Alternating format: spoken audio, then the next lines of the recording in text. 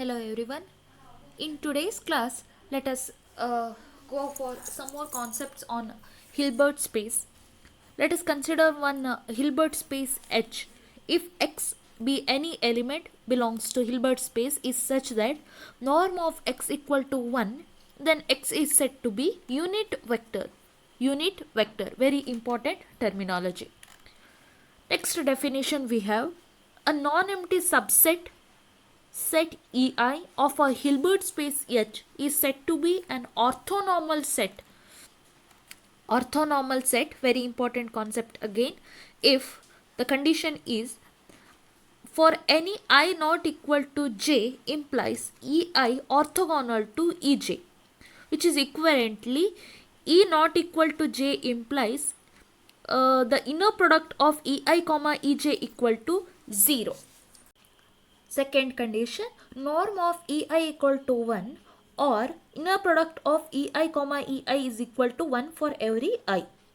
From the definition, we can see that a non-empty subset of a Hilbert space is said to be orthonormal set if it contains mutually orthogonal unit vectors. Mutually orthogonal unit vector ಅಂತಂದರೆ ಅದೇನು E I ಅನ್ನುವಂತಹ element ಏನು ಇದೆಯೋ E i ಜೊತೆಗೆ E Y A ಏನಾಗಿರುತ್ತೆ ನಮಗಲ್ಲಿ ಪ್ರಾಡಕ್ಟಲ್ಲಿ ಸಿಗುವಂಥ element.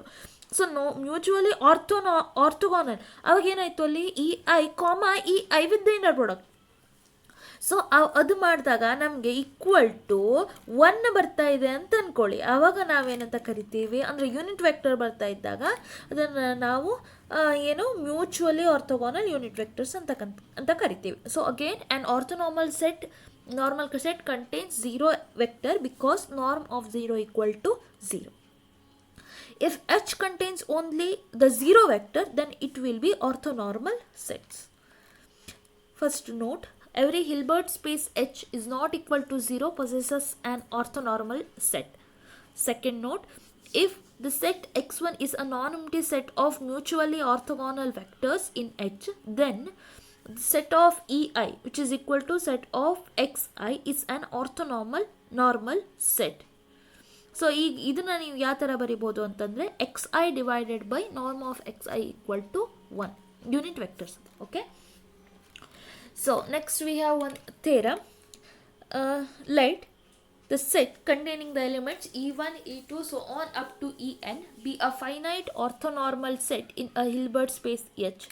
If X is a vector in H, then the first condition is summation running from 1 to n modulus of x comma ei the square is less than or equal to norm of x square. Second one that we need to prove is summation again I running from 1 to n x comma ei into ei the whole term is orthogonal to ej for each j ಅಲ್ವಾ. Okay, so ಈಗ ಈ ಎರಡು ಕಂಡೀಷನ್ಸನ್ನು ನಾವು ಏನು ಮಾಡೋಣ, prove ಮಾಡ್ತಾ ಹೋಗೋಣ.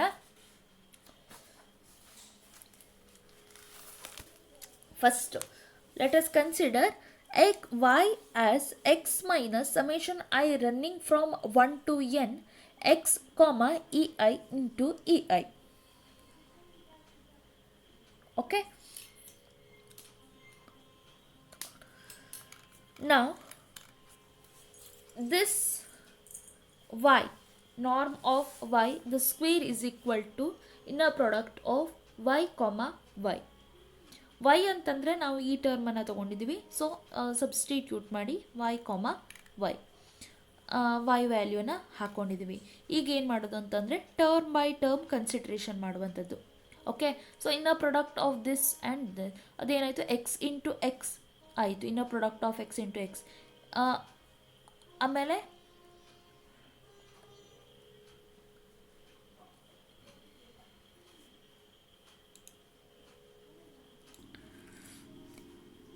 Minus summation i running from 1 to n x comma e i ಏನಿದೆ, ಇ ಐ ಜೊತೆಗೆ ಎಕ್ಸನ್ನು ಹಾಕ್ಕೊಂಡಿದ್ದೀವಿ, ಇದು ಎರಡು ಟರ್ಮ್.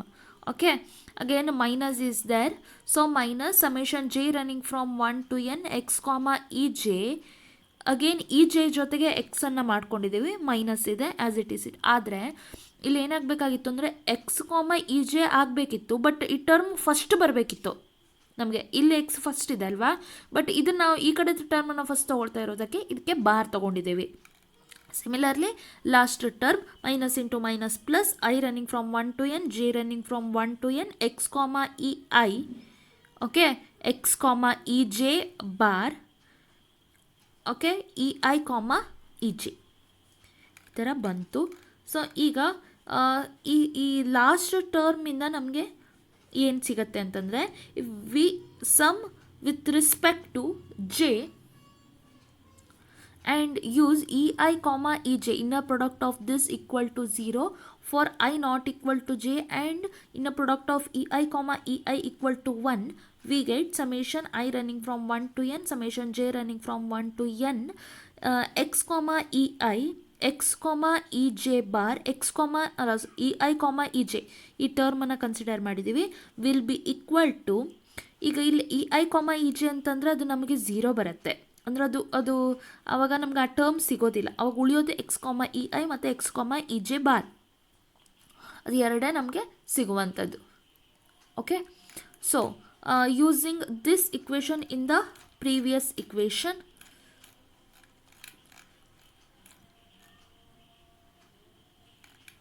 ಇದಕ್ಕೆ ಇಕ್ವೇಷನ್ 1 ಅಂತ ಕರ್ತಿದ್ದೀವಿ ಅಲ್ವಾ. ಓಕೆ, ಸೊ ಇದನ್ನು ಈಕ್ವೇಷನಲ್ಲಿ ನಮಗೆ ಸಬ್ಸ್ಟಿಟ್ಯೂಟ್ ಮಾಡಿದ್ರೆ, norm of y square equal to norm of x square minus summation i running from 1 to n x comma e i bar minus summation j running from 1 to n x comma e j bar x comma e j plus ಉಳ್ಕೊಂಡಿರುವಂತಹ term. ನೋಡಿ, ಇಲ್ಲಿ ಒಂದು ನೆನ್ಪಿಟ್ಕೊಳ್ಳಿ, ಇಲ್ಲಿ E i bar ಆಗಿದೆ ಇದು, okay, ಈ J ಅಲ್ಲ, ಅದು ಇ ಐ ಬಾರ್ ಚೇಂಜ್ ಆಗತ್ತೆ. ಅದು ಯಾಕೆ ಹೇಳಿ, e i comma e j is equal to 0 sum with respect to j for i not equal to j, ಅವಾಗ ಅದು ಚೇಂಜ್ ಆಗತ್ತೆ.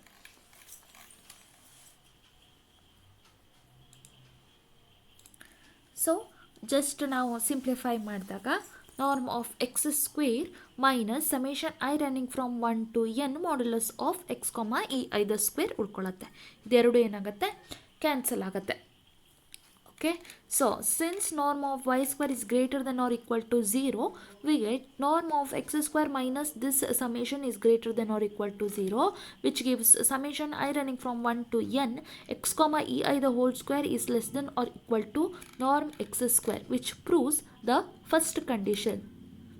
So to prove the second condition, let us consider s is empty, then x comma e i equal to 0 for every I. So if we define summation I running from 1 to n here, modulus of x comma e i the square is equal to, ಇದು 0 ಇದ್ದರೆ 0ನೇ ಬಂತು, so will be equal to 0, ಅದು ಯಾವಾಗಲೂ ಕೂಡ less than or equal to norm of x square, ಯಾಕೆಂತಂದರೆ ಅದು positive case. So inequality is satisfied in this case.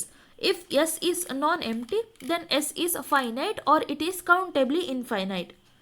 If it is finite, we can consider finite number of elements for some positive integer n. In this case, we have summation I running from 1 to n modulus of x comma e i the square is equal to summation I running from 1 to n mod of x comma e i the square, which is less than or equal to norm of x square, which is always true, which is Bessel inequality in the finite case. Again, ಇದು finite ಆದರೆ ಏನಾಯಿತು ಅಂತ ಗೊತ್ತಾಗಿದೆ.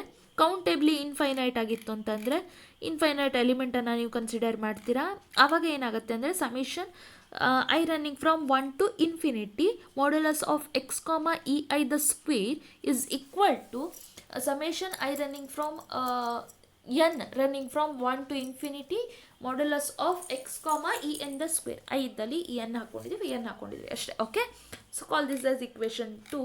This series summation ಬಂತು ಅಂದ್ಕೊಳ್ಳೆ sequence ಇರೋದು ಏನಾಗುತ್ತೆ, ನಮಗೆ series ಆಗುತ್ತೆ. On this equation is absolutely convergent. Hence, every series obtained from this by rearranging the terms is also convergent, and all such series have the same sum. Therefore, we define the sum like this to be as n running from 1 to n x comma e n ಐದಲ್ಲಿ n ಆಗಿ define ಮಾಡ್ಬೋದು.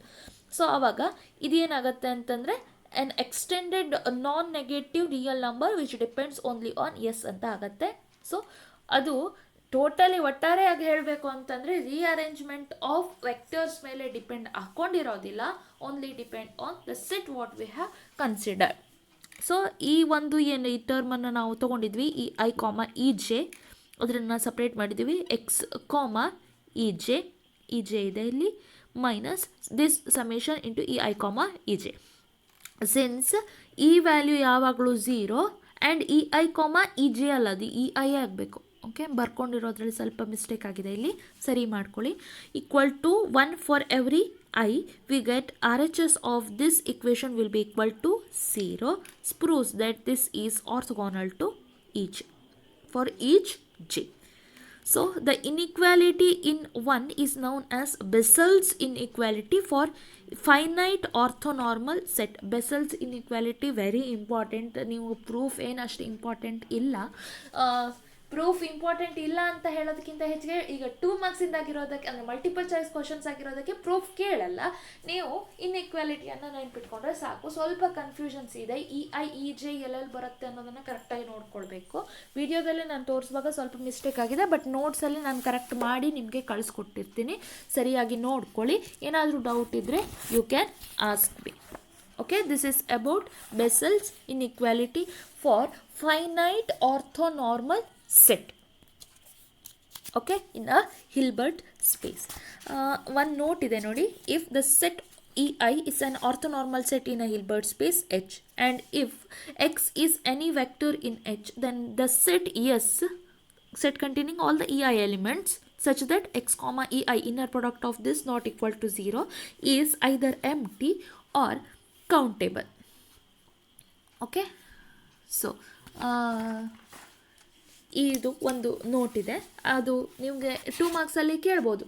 ಯಾವ ಥರ ಕೇಳ್ತಾರೆ ಅಂತಂದರೆ, either ಅಂದರೆ if e i is a orthonormal set in a Hilbert space H and if x is any vector in H, then this set is either option a empty, option B countable, option C empty and countable, option D none of the above. ಈ ಥರ ಕೇಳ್ಬೋದು. So ಆವಾಗ ನೀವು ಇದನ್ನು answer ಮಾಡೋಕ್ಕೆ ನಿಮ್ಗೆ ಗೊತ್ತಾಗಬೇಕು. ನೋಡಿ, ಮೇನಾಗಿ ಈಗ ಬೆಸೆಲ್ ಇನ್ಇಕ್ವಾಲಿಟಿ ಅಂತಂದರೆ ಏನು ಅನ್ನೋ ಅಥೆಂಟಿಕೇಶನ್ ಇಲ್ಲಿ ಕೊಟ್ಟಿದ್ದೀವಿ. ಇದಕ್ಕೆ ಈಗ ಏನು ನಾವು ಪ್ರೂವ್ ಮಾಡಿದ್ದೀವೋ ಅದರಲ್ಲಿ ಫಸ್ಟ್ ಕಂಡೀಷನನ್ನು ಬೆಸೆಲ್ ಇನ್ಇಕ್ವಾಲಿಟಿ ಅಂತ ಕರಿತೀವಿ ನಾವು. ಅದನ್ನು ಪರ್ಟಿಕ್ಯುಲರ್ ಕನ್ಸಿಡರ್ ಮಾಡಿದಾಗ, if e i the set containing elements e i is an orthonormal set in a Hilbert space H, summation modulus of x comma e i the square is less than or equal to norm x the square for vector x in H. This inequality is called as Bessel's inequality.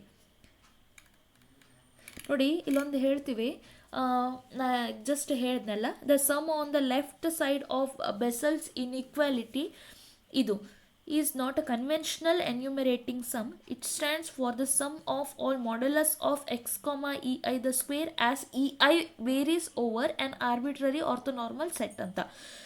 So ಅದಕ್ಕಾಗಿ ನಾವು ಎಲ್ಲೆಲ್ಲಿ ಪ್ರೂಫಲ್ಲಿ ಎಲ್ಲೆಲ್ಲಿ ನಮಗೆ ಏನೇನು ಈ ಒಂದು some term ಬಂದಿದೆಯಲ್ವಾ, ಅದು well defined. ಮತ್ತೊಂದು ಏನು ಅಂತಂದರೆ, ಅದಕ್ಕೆ ಐ ವೇರಿ ಆಗ್ತಾ ಹೋದಂಗೆ ಟರ್ಮಿನ ಸಮ್ ಇದೆ, ಸಪ್ರೇಟ್ ಸಮ್ ಇದೆ. This is the crucial part of the Bessel's inequality for any orthonormal set ಅಂತ ಹೇಳ್ತೀವಿ. ಸೊ ಸೀಕ್ವೆನ್ಸಿನ ಮತ್ತು ಸೀರೀಸಿನ ಡೆಫಿನೇಷನನ್ನು ಯೂಸ್ ಮಾಡಿಕೊಂಡು ಮಾಡಿರುವಂಥದ್ದು. ನೀವು ಯಾವ್ದಾದ್ರು ಒಂದು ಡೆಫಿನೇಷನನ್ನು ನೆನ್ಪಿಟ್ಕೊಂಡ್ರೆ ಸಾಕು. Okay, less than or equal to norm of x square. ನೋಡಿ, ಇದು ಹೆಂಗಿದೆ ಅಂತಂದರೆ, ಫೈನೈಟ್ ಕೇಸಿನ ಏನು ಬೆಸೆಲ್ ಇನ್ಇಕ್ವಾಲಿಟಿ ಮೇಲೆ ಪ್ರೂವ್ ಮಾಡಿದ್ದೀವಲ್ವ, ಅದನ್ನೇ ನಾವಿಲ್ಲಿ ಕನ್ಸಿಡರ್ ಮಾಡಿ ಜಸ್ಟ್ ಎಕ್ಸ್ಪ್ಲನೇಷನ್ ಕೊಡುವಂಥದ್ದು. ಸೊ ಅದಕ್ಕಾಗಿ ನಾನು ಅದಕ್ಕೇನು ಅಷ್ಟೆಲ್ಲ ತಲೆ ಕೆಡಿಸ್ಕೊಳ್ಳಿಕ್ಕೆ ಹೋಗೋದಿಲ್ಲ. So from the Bessel's inequality we note that the series summation n running from 1 to infinity modulus of x comma e and the square is the convergent. Very important terminology for the Bessel inequality. ನೆನ್ಪಿಟ್ಕೊಳ್ಳಿ ಅದನ್ನ. ಮತ್ತು ಉಳಿದಂತಹ ಕಾನ್ಸೆಪ್ಟನ್ನು ನಾವು next ಕ್ಲಾಸಲ್ಲಿ study ಮಾಡ್ತಾ ಹೋಗೋಣ. Okay, let us continue in the next class.